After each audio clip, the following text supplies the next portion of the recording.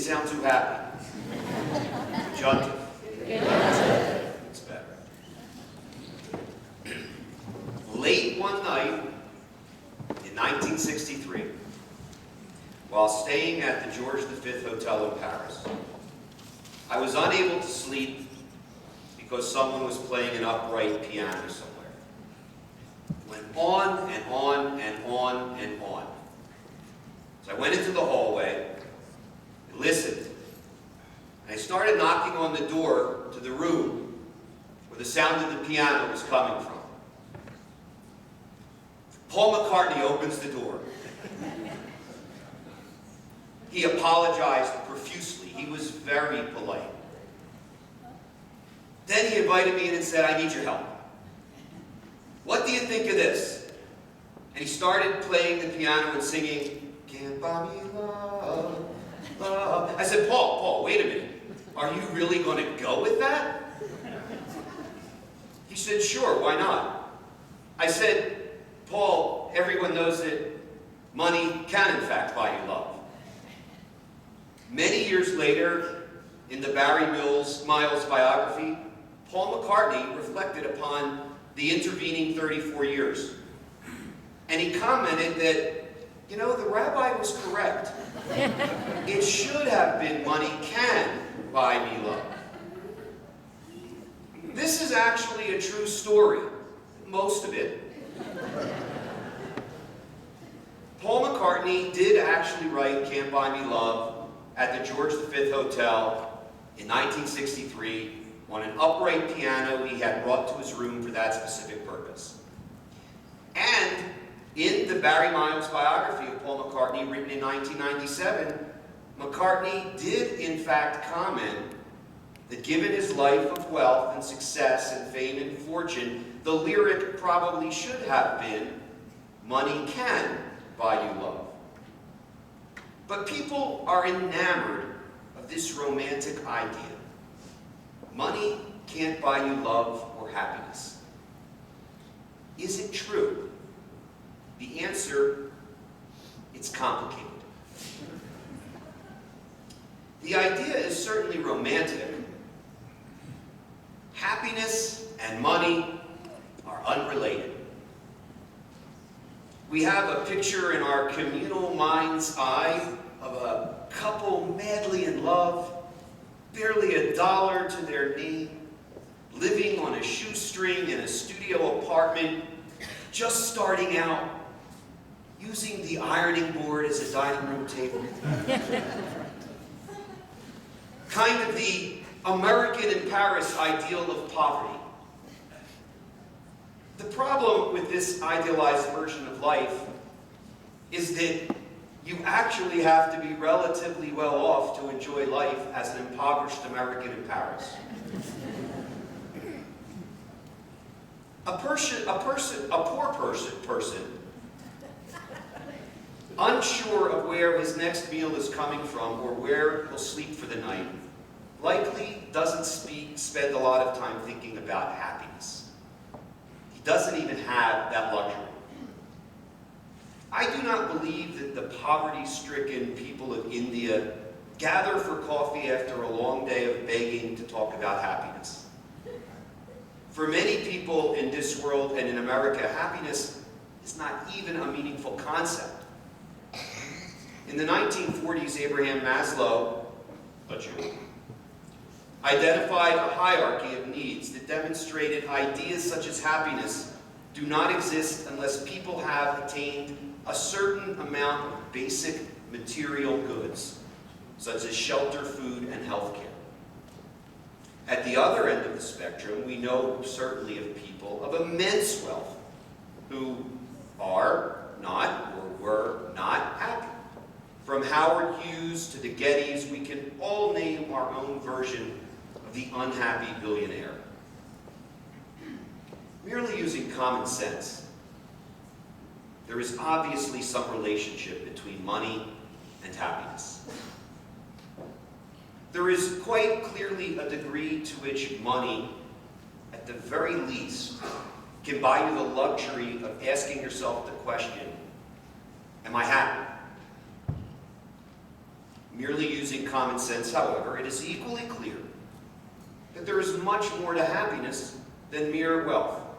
And as a matter of definition, for this morning's sermon, I want to be clear. In defining wealth, Judaism is not talking about Bill Gates-style wealth.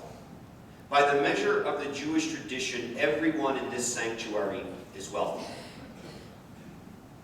In speaking and teaching about wealth, Judaism essentially speaks about anyone who we would today define as upper middle class and above.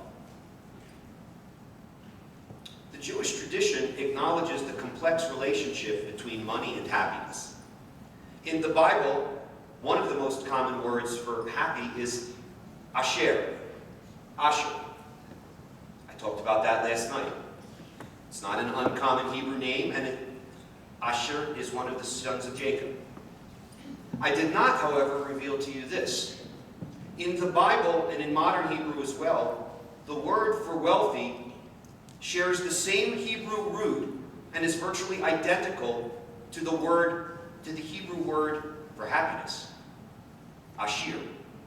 Without a doubt, Judaism understands that there is a relationship between happiness and wealth. Moreover, in the Bible, happiness and wealth are connected to blessing. For example, a person is blessed who owns many sheep, has many wives and many children. The very same blessings that mark someone in antiquity as wealthy. Yet the narratives of the biblical text suggest a complex and nuanced relationship between happiness and wealth. For example, the text is quite clear that Abraham is both wealthy and blessed by virtue of the size of his flock, and it is written. Yet, Abraham is also a tortured soul with complicated and not always happy relationships with the women and children in his life. Having studied the narratives of the patriarchs for many years, I can say emphatically that all of them were wealthy, all of them were blessed according to the biblical standard, but I would not call any of them happy.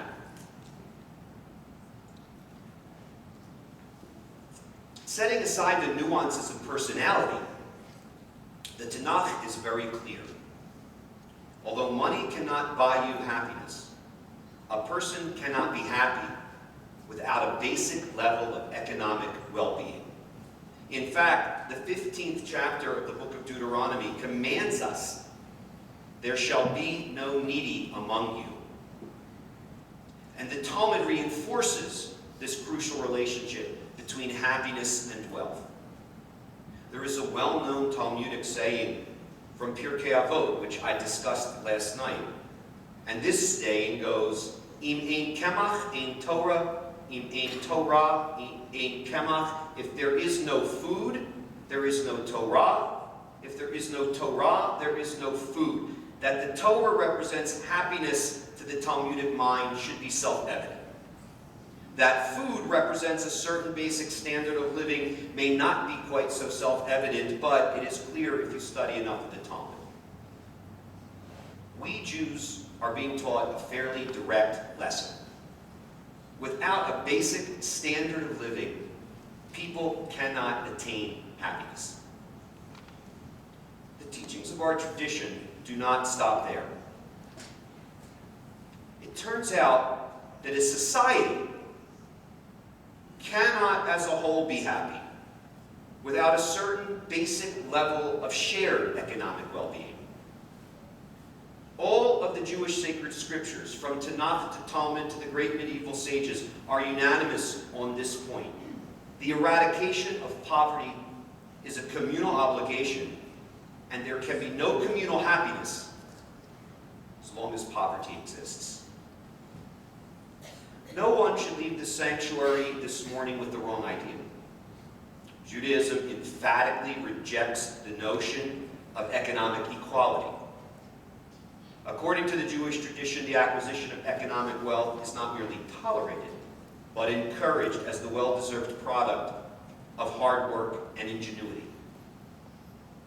One of the many brilliant discussions in the Talmud focuses upon this interesting situation. A very wealthy man and a man of modest means each lose everything. The community is approached by each and asked for tzedakah. What is the appropriate amount of tzedakah each should receive? The answer offered is this. You provide each man with a level of support that allows each to live modestly in relation to his previous status, without a great loss of dignity. Thus, the wealthy man might be forced to live in a 3-bedroom apartment rather than his 50,000 square foot mansion. The man of modest means may be forced to live in a studio apartment rather than his 3-bedroom apartment. But you do not force the once wealthy man to live in the same place as the man who was once of modest means. This creative solution provides each man with a life of dignity while allowing for communal stability, which is another key Jewish concept. Communal stability is a Jewish value. As I just said, chapter 15 of the book of Deuteronomy states quite clearly that there shall be no needy among you. But I know all of you in here know the Bible by heart. And I know you're jumping out of your seat with this question. Yes, but Rabbi, verse 4 says that, just like you said, but in verse 11 of the very same chapter, the text tells us that there will always be poor in your land. How can this be true, Rabbi? How can the Torah teach us both that there shall be no needy among you, but there will always be needy among you? This contradiction has puzzled Jewish commentators forever. Fortunately, I have an answer. Judaism is both aspirational and realistic. Judaism sets forth an ideal. There shall be no needy among you. Judaism also sets forth the reality. There will always be needy among you. Judaism is very much a religion of balance in almost a yin and yang way. Judaism wants the world to be in balance. Judaism repeatedly uses the metaphor of scales to underline the value of balancing the world. We can use the metaphor of scales to understand Judaism's approach to economic justice. One way to balance the scales is to have on one side a bunch of gold, all of which belongs to one individual. On the other side, you would have the same amount of gold, except this gold belongs to everyone else in the world. The scales would balance. But Judaism would categorically reject this formula because Judaism is aspirational. Although this formula meets the test of balance, it defies basic Jewish values of fairness, gluttony, righteousness, and Judaism's basic sensibilities about the dignity of each human being. Another way to balance the scales is to have half of the gold and half of the people on one side, and half of the gold and half of the people on the other side. Judaism actually rejects this approach because Judaism is realistic. Judaism recognizes that one person will make more money than another, that there will be wealthy people in the world and there will be poor people in the world. Judaism may not be able to tell us the precise way to balance the scales, but Judaism can tell us precisely how not to balance the scales. Everyone having an equal amount of gold is no better solution than one person having all the gold. Our challenge is to figure out a way to balance scales through economic justice. There is no question that Judaism has very specific ideas about communal happiness. Furthermore, there is no question that Judaism has very specific ideals about communal wealth and communal obligations. Anyone who has been listening to me for the past 10 years knows the challenge of balancing individual needs with the communal needs is almost an existential quest in Jewish thinking. Beyond this, all of us in this sanctuary know well that we are the inheritors of the Reformed Jewish emphasis on social justice, economic well-being, and communal happiness. Seen through this lens, we Jews in the United States must take a hard look in the mirror and realize that we are not living up to our traditions. Very clear teaching on these issues. To return to my opening theme, we have to recognize that money, in fact, can buy you happiness. A report on the happiest countries in the world, conducted by Gallup for the United Nations, found out that the top 10 happiest countries in the world were Denmark, Finland, Norway, Netherlands, Canada, Switzerland, Sweden, New Zealand, and Australia. The 10 least happy countries, starting from the bottom, the poorest, the most unhappy: Togo, Benin, Central African Republic, Sierra Leone, Burundi, Comoros, Haiti, Tanzania, Congo, and Bulgaria. It is perhaps a coincidence that the least happy countries in the world are among the poorest countries in the world. Perhaps. Although money can buy you happiness, after a point, it's also equally clear that money becomes much less important. For example, since 1960, the United States has had a happiness index in the mid-50s, 55%. So this means about 55% of all Americans are happy. Yet, in that same period, per capita GDP has tripled. So if there was a perfect relationship between money and happiness, every increase in communal wealth would produce an increase in communal happiness. But this is clearly not the case. But it is equally clear that until you get to some basic level, and there are quite a few economists who think it's around $75,000 a year, until you get to that basic level, money does in fact buy you happiness. The factors that influence happiness once money ceases to be an issue are social relationships, access to health care and education, job security, vacation time, social support networks, a country with a politically stable environment. All of these are factors in happiness. You may well ask, why is this important to discuss at all? The reason this is an important discussion is that the question of happiness and the component answers may well hold the key to making crucial decisions about our communal future. We may be reaching a moment at which the historical methods for evaluating wealth are no longer valid. Our children may need a different measure of success.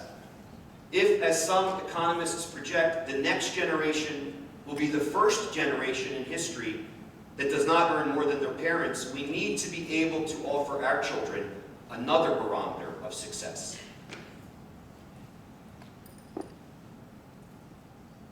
At the moment, and this is especially true in many Western countries, we measure success only in terms of money. Platitudes and bromides notwithstanding, the measure of success in this country is wealth. The measure of personal success is money. We may not want to admit it, but it's true. It's an ugly truth, but it's true nonetheless. When we meet our child's high school chemistry teacher, the one about whom our child raves, the one who inspired our child to be an engineer or a doctor, I imagine that not a few of us think, gee, why isn't he a neurosurgeon making $500,000 a year instead of a science teacher making $50,000 a year? I will confess that I occasionally fall into the trap of thinking this way. On this Rosh Hashanah, at this time of the year, I ask that you look into your heart for your own answer. What if the future of our children is a future in which a neurosurgeon makes only $150,000 a year? What meaning will the current barometers of success have? A discussion of happiness might allow us to promote alternate ways of thinking about success, in which your annual income or net worth is not the only measure of success.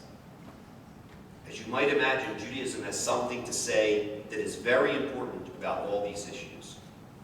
Judaism forcefully teaches that no one comes upon wealth only because of an individual achievement. There are always other people involved. There is always a set of circumstances beyond your control and even an element of luck in your success. Do not believe in your own press, teaches Judaism. Although you may be smart, you may be shrewd, you may be savvy, so too are many humans. And while your success may owe large part to your innate intelligence, it is due as well, in part, to a mere roll of the dice, and it is hubris for you to believe anything else.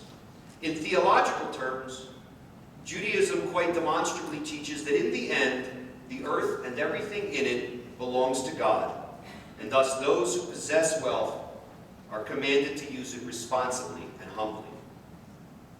Judaism also teaches that the fate of the wealthy, and again by the yardstick of the Jewish tradition, that is basically everyone in this room, the fate of the wealthy and the fate of the poor are inextricably linked. This is the reason Jewish law places unique obligations on an employer. An employer cannot withhold wages for work after the work is done. An employer, according to Judaism, is responsible for the overall health and welfare of an employee and the family of that employee. A more difficult lesson for many of us to hear, but one that resonates loudly nonetheless in the Jewish tradition, is this. If you are living in the proverbial lap of luxury and your employees cannot afford to buy medicine for their children, you are violating the most basic and profound teachings of our tradition. This is as true for an individual as it is for a community. Perhaps this is not a lesson people want to hear, and perhaps you believe that my interpretation of our tradition on this issue is not correct. But I believe that it is. I believe if you immerse yourself in a serious study of economic policy according to Jewish law, you will arrive at the same conclusion. For us Reform Jews, the lesson is even more profound. You see, I'm often asked by Orthodox Jews, by Reform Jews, by secular Jews, by Jews of every stripe, what is it that Reform Jews really believe? Yes, it is true, we have largely jettisoned many of the trappings of ritual piety, such as kashrut, tefillin, mikvah, the like. This is because our understanding of our own religious tradition is based upon the teachings of social, economic, and political justice that resonate through the writings of the prophets and the teachings of the great rabbinic sages. I am a Reformed Jew for many reasons. But the first reason is that I do believe in the prophetic teachings of our tradition. Not only do I believe in them, but I believe this is the paramount reason to be Jewish in this day and age. I believe that we are Jews who are commanded to act in a specific manner in every facet of our lives, and our approach to communal wealth and happiness is absolutely a part of that mandate. I have been your rabbi for many years. You well know that I do not preach that you are required to keep kosher or attend worship services or wear a talit. But I do believe that Judaism does require something from us. I do believe that Judaism commands us to shape the world according to particular principles that govern our relationship with others, the way in which we create a community, the way in which we build a society. I believe that Judaism has a clear and compelling message about our responsibility to ensure that to the greatest degree possible, every member of the community can maintain a certain basic level of economic well-being. That there will always be poor among us is a given. That we must try to eradicate the poor among us is also a given. There is no Jewish principle that permits us to live in a society in which a child dies of a disease that is absolutely curable simply because he cannot afford to pay for the treatment. There is, in fact, a Jewish principle that every worker is entitled to an appropriate wage. There is, in fact, a Jewish principle that employers have an obligation to provide for the health and well-being of their employees and their families. And I, as your rabbi, on this day, teach you that we as Reformed Jews, especially as Reformed Jews, are obligated to live our lives according to these principles. Would that I could preach a clear, unassailable, and pithy message that Judaism shuns wealth, that wealth is not important to a person's happiness, and that actually the true path to spiritual redemption is to shun all material possessions. This would be easy to digest. And it would be easy to reject out of hand. like so much in our profoundly nuanced tradition, Jewish teachings about wealth and happiness are much more complex. Judaism teaches quite clearly that there is, in fact, a relationship between happiness and wealth. On the one hand, Judaism is quite clear that without a certain minimum level of wealth, no one can be happy. On the other hand, Judaism also teaches quite clearly that the acquisition of wealth is laudable. At the same time, it shuns the notion that everyone should have or is even entitled to the same amount of wealth. Judaism is at once aspirational and realistic. Judaism aspires to create a world in which every human has a certain basic level of wealth, enough to provide a comfortable place to live, enough food to eat, and proper health care. Yet Judaism also acknowledges that there will always be poor people. There will always be among us those who cannot meet the standard, and that even our best efforts will fall short. That we shall always fall short of our highest aspirations is no basis to desist from the effort. This is the very clear vision of community that Judaism commands us to create. If we as Reformed Jews believe we are required to do anything, we must believe this. Amen.